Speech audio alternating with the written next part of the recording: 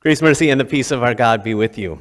Amen. A few weeks ago, I don't remember exactly when it was, but sometime maybe 2 or 3 weeks ago, it was on a Friday, I'm pretty sure, and I was going to be picking Gina up after school, and Drew was going to go with me, and then the three of us were going to potentially get some dinner.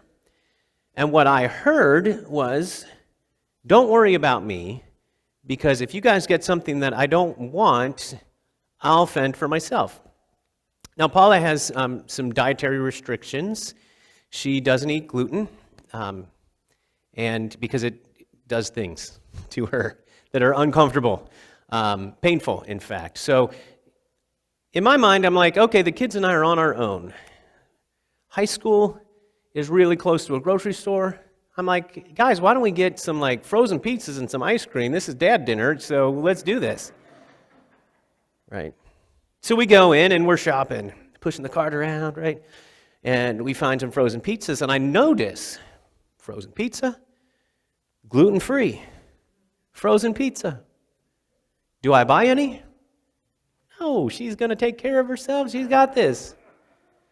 Put the frozen pizzas in the cart, put some ice cream in the cart. We probably got some other things because when you shop with Dad,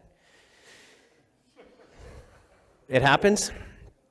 So we did, and we, got it all, ran through the checkout, loaded up, go home.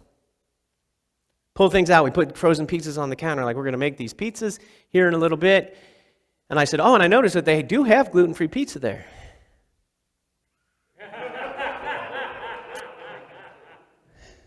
Whoops.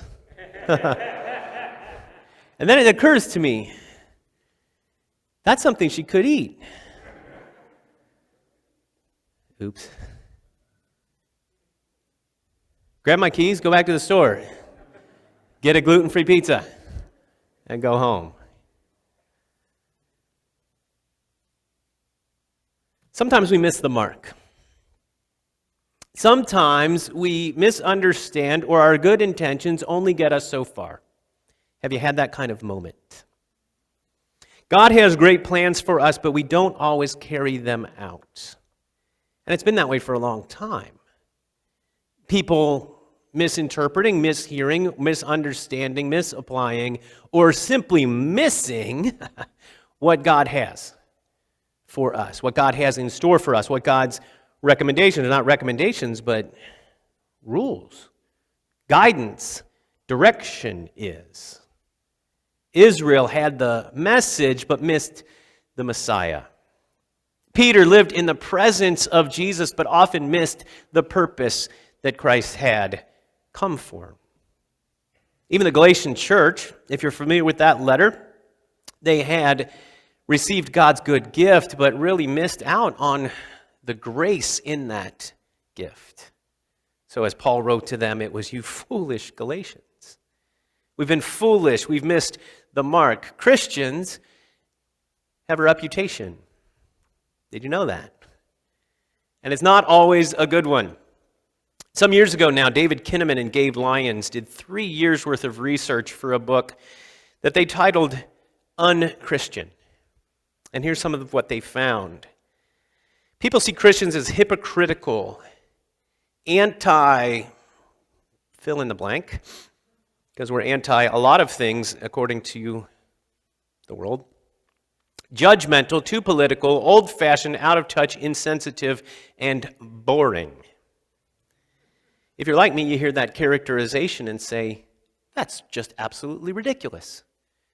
There's all kinds of things that we do, but what about schools and hospitals and relief efforts, and after disasters happen, who is there? Christian people working hard, helping the poor, the less fortunate, feeding the hungry.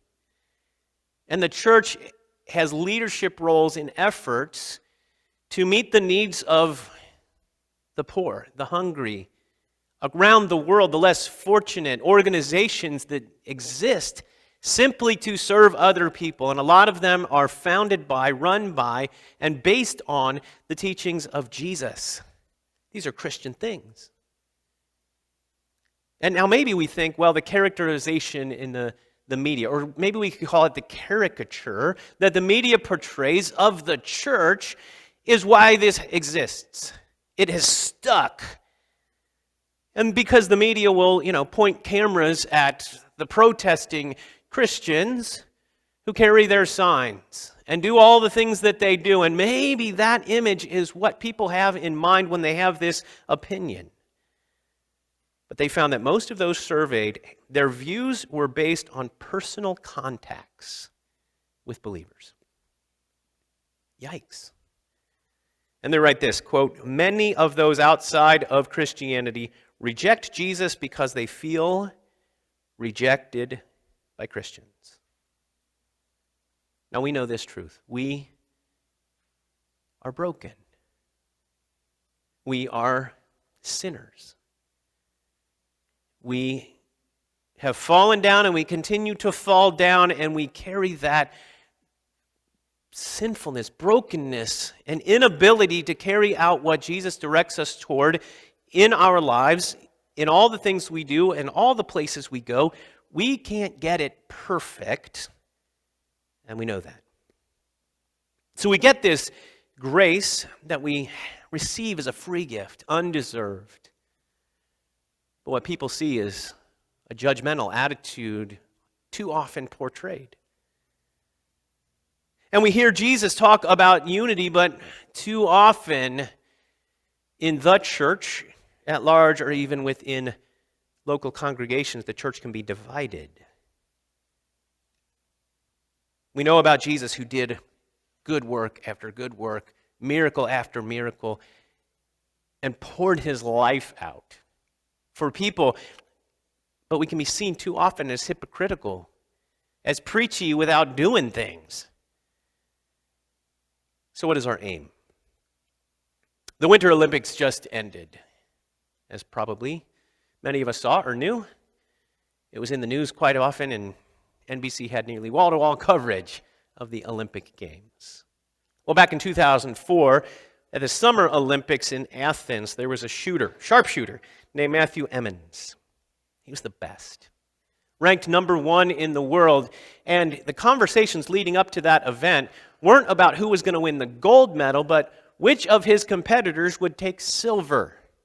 He was that much better than all the others who were aiming their weapons and firing at those targets, however far out they are.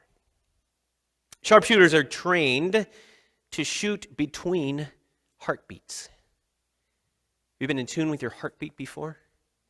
Can you hear it even right now? Can you feel it? You know how many beats per minute approximately you're running at? When your microphone's not working and you have to do things in front of everybody, it starts, picking up the pace a little bit. They slow their heartbeat. They slow their breathing.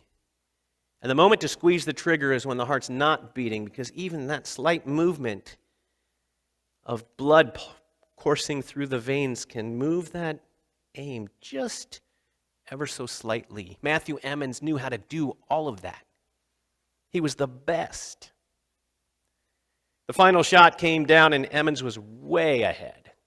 There was no doubt he was going to take the gold, just hit the target.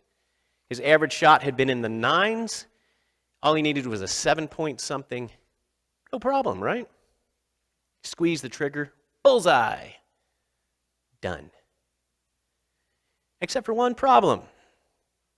Matthew Emmons had taken aim at the wrong target. Crossfire. Somebody else's. Next to him. Wasn't the target that he was supposed to aim for. He missed his target. 8th place. Not the gold medal, not even on the podium. So if our results are that we're bigoted, old-fashioned, out of touch, disconnected, are we crossfiring?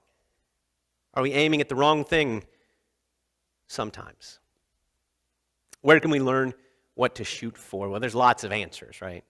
There's books, there's podcasts, webinars, all kinds of ways we can hear what we should do. The world has its own opinions about what we should do.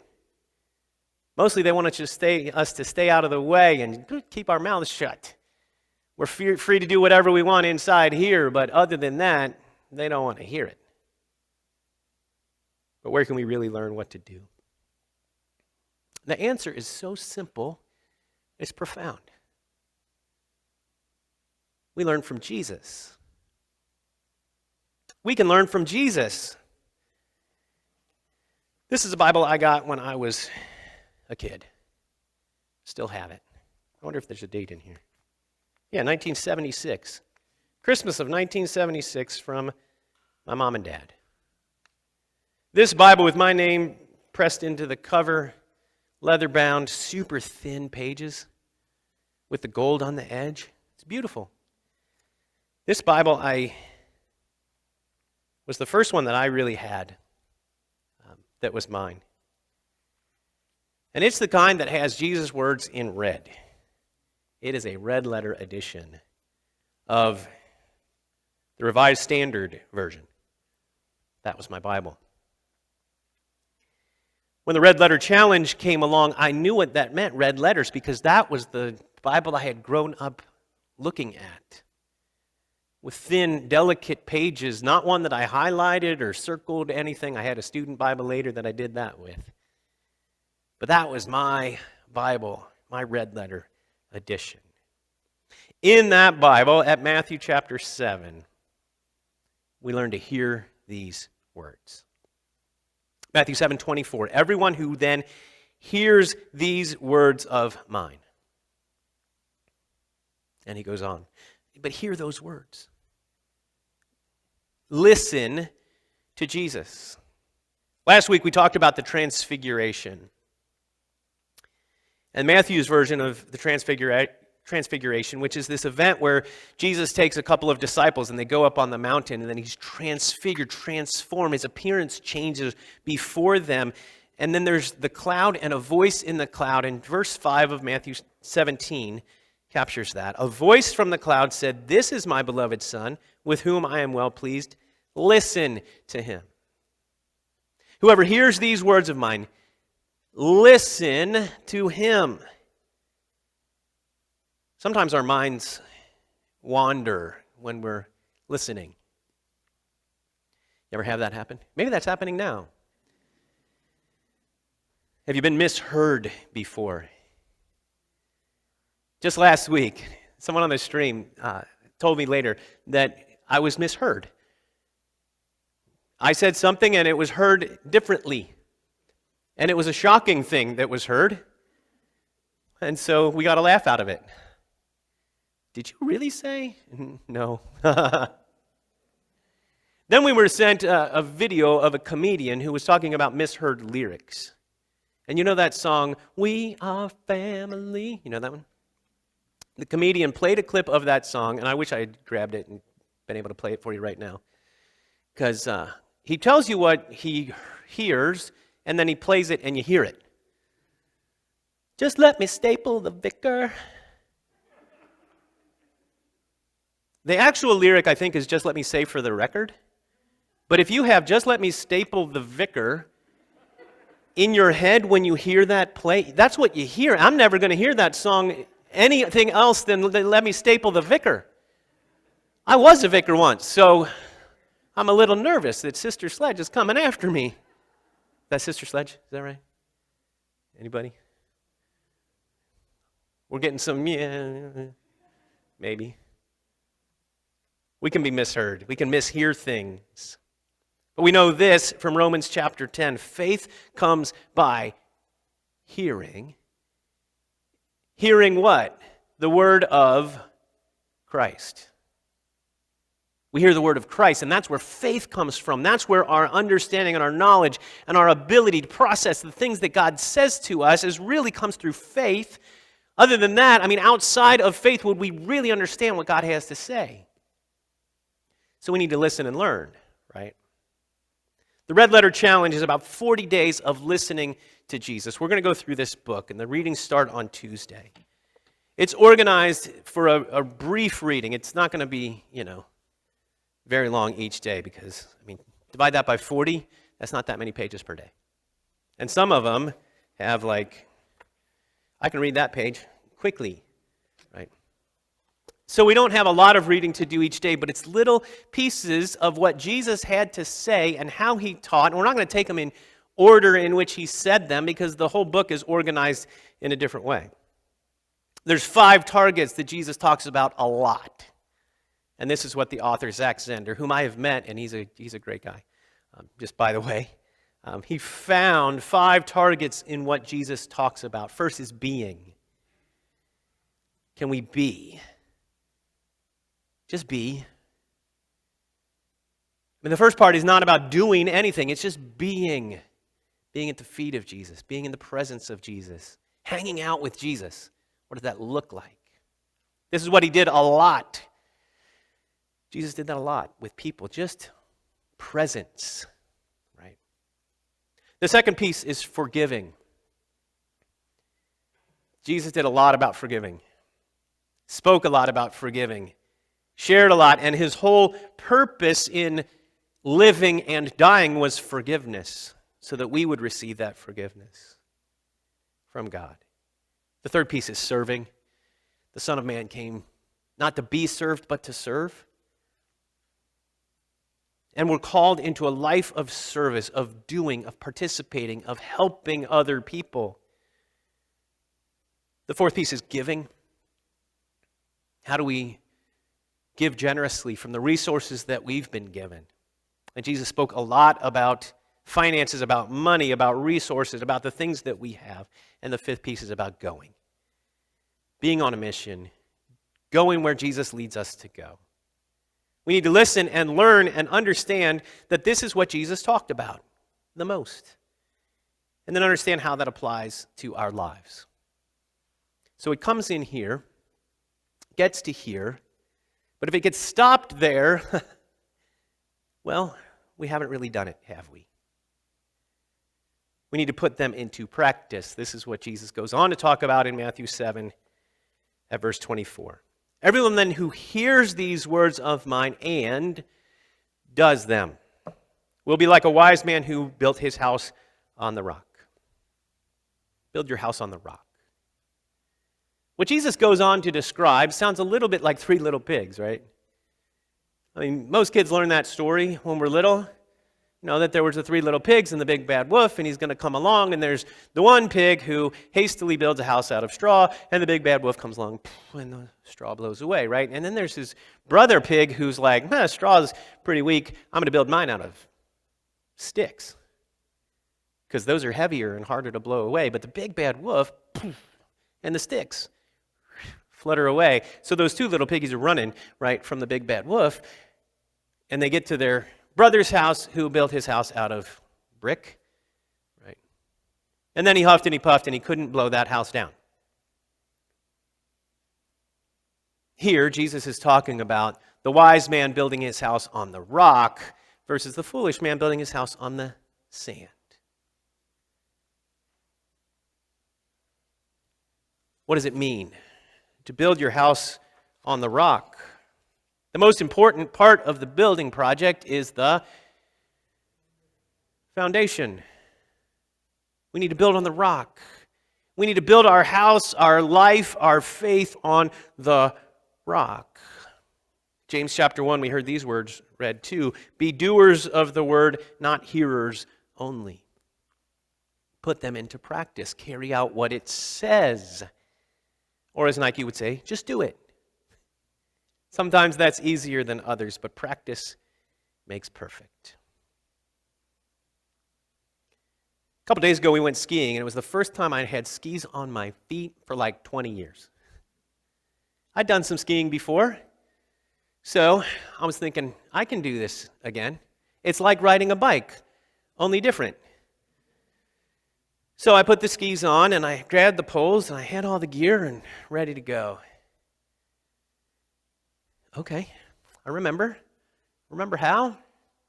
Rode the lift up, first run down. Boom! Take some practice. Take some relearning. It's not possible to just hop on the skis and go down like we just saw those Winter Olympians. 70 miles an hour, cutting around those flags or whatever they were doing. I would look a lot more like Michaela Schifrin. Was that her name? Poor girl. Expected to do really well in these Olympics and ended up going home without a medal because she missed gates and fell over. And that missing gates and falling over, that'd be the easy part. It's unbelievable the things that they do.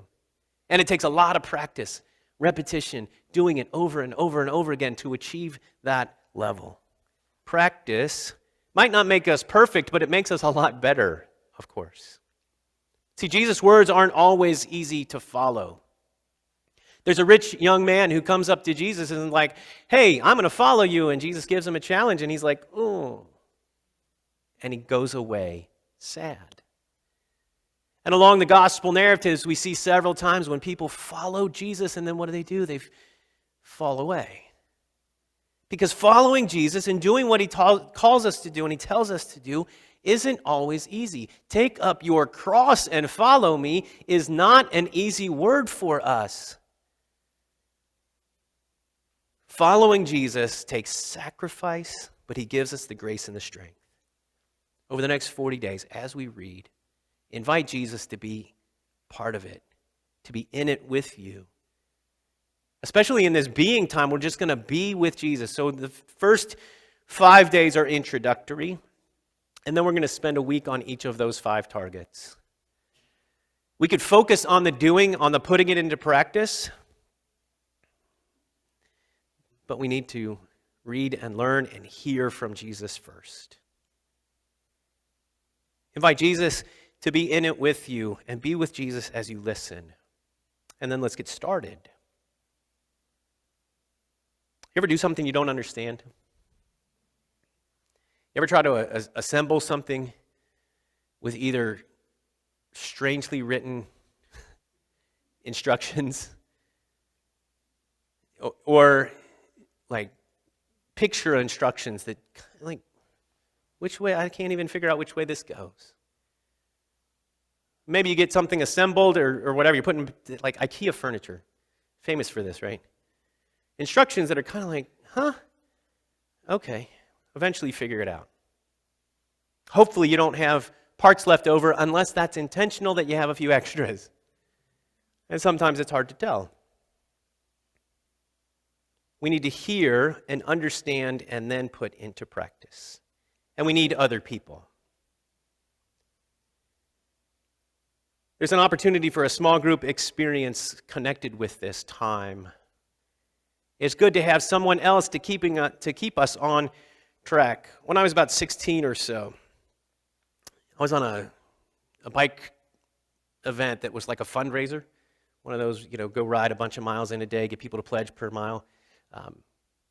I forget what charity it was for. I did it because I just wanted to bike that day, and that was a good opportunity to have snacks along the way that they were providing, and I raised some money at the same time. I'm riding along, and I actually saw and then visited with for a few minutes a teacher I had had in elementary school. I had her for 2 years. She taught me in 5th and 6th grade for like 1 hour during the school day. So we're riding along for a little while, and we're talking, and then I thought, I'm ready to ride on. And I'm going to impress my elementary school teacher. So I just started cranking and going and just zipping out in front of her. Problem was I was thinking way more about her behind me and what she was thinking about watching me ride away than I was about where I was supposed to be going. And there was a right turn, and I completely ignored it. Probably marked on the pavement or on the directions that we had, I don't remember which, and I just was on my way, the wrong way.